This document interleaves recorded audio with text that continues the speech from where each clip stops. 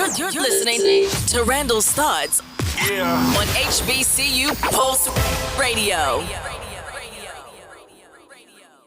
Yes, on today's Randall's Thoughts, we have to talk about the Boston Richey Send a Blitz video that took HBCU Twitter, which I guess because of Elon Musk, we're calling HBCU X because Twitter's X now, but whatever. It took Twitter by storm last weekend. On last Friday evening, Tallahassee native and rapper Boston Richey released a music video for his song Send a Blitz. A large portion of the video was filmed at the Galimore-Powell Fieldhouse on Florida A&M's campus, which is used by the FAMU football team. When you watch the video, you see FAMU trademarks, logos such as the Nike logo, and Boston Richey and the guys that were with him wearing football helmets, and Boston Richey himself wore an orange FAMU polo. A few hours after the release of the video, FAMU head coach Willie Simmons released a statement flatly condemning the filming of the video on campus and announcing that all football activities for the team were suspended until further notice. On last Saturday, University President Dr. Larry Robinson and Vice President of Athletics Tiffany Sykes also spoke out condemning the video and saying that a broader investigation is going on to figure out how they were able to access the fieldhouse to shoot the video. Now, of course, as you know, many people took to social media to express their opinions. A lot of folks, like myself, spoke in support of the actions FAMU did.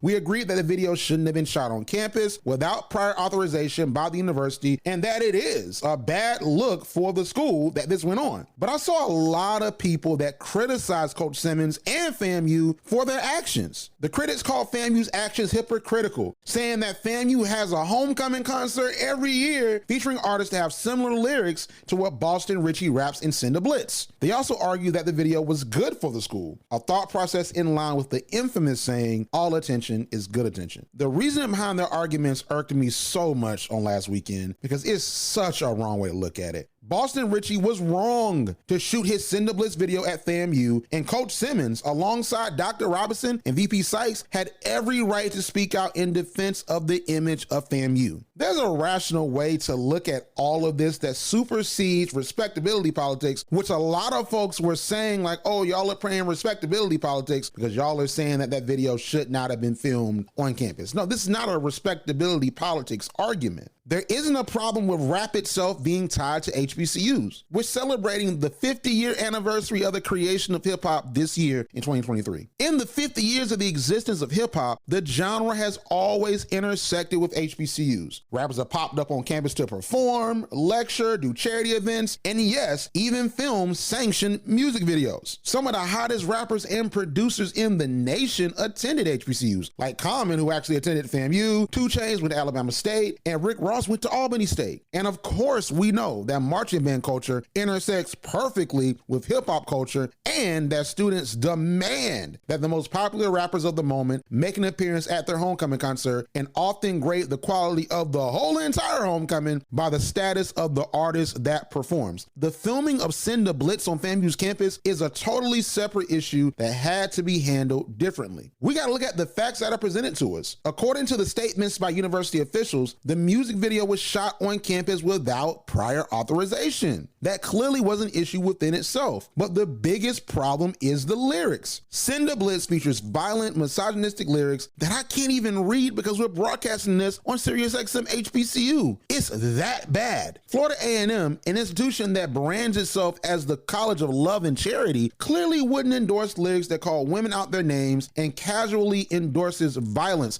He wasn't even rapping about football. All he said was Send a Blitz. Yeah, that's a football term, but the song didn't even reference football like that. So this isn't a sanctimonious take. It's just common sense. These folks, just like you and I, have a job to do. They can't let this slide without publicly saying anything. Common sense seems to be absent in many of the opinions about the situation. Not only are people looking past the clear issues that caused the investigation and the broader controversy around this whole thing, they're even saying that the Send a Blitz video is actually good promotion of FAMU. Are y'all for real? Florida A&M University, the #1 public HBCU in America, needs a music video for attention. A university that goes viral all the time and made national news for positive content with cheerleader Nyla Clarington as recently as late March needs clout off of Boston Richey's name? At some point, we have to make our arguments make sense. But the point goes even deeper than that. Like, there's this notion that people aren't aware of HBCUs and that Boston Richey, who is indeed, I'm not talking bad about him, he's a prominent up-and-coming rapper. He was featured on the XXL freshman cover. Like, that's, a prestigious honor within himself. He's signed to Future, and I'm a huge fan of Future. So I'm not saying like he's not a big rapper and a prominent rapper, but what I'm saying is that Boston Richey's video, him shooting the Send the Blitz video at FAMU,